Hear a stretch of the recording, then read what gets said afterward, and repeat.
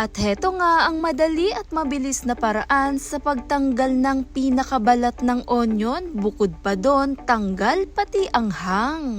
Napakasimple at napakadaling gawin. Kumuha lamang ako ng maliit na mangkok. At pagkatapos, dito nga po, lalagyan ko na rin to ng mainit na tubig. At tamang-tama lang sa dami ng aking inilagay. At pagkalagay-lagay ko nito, yung pinaka-onion, ibababad ko nga po ito para mas mabilis din matanggal ang pinakabalat. At hayaan muna natin.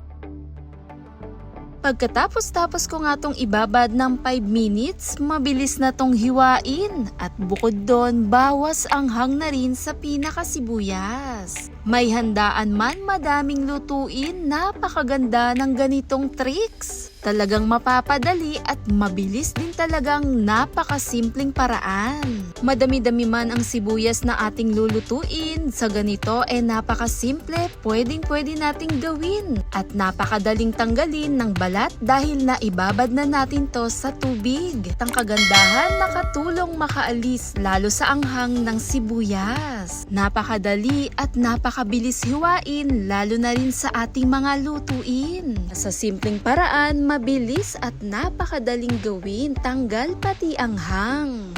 Thanks for watching guys! Bye!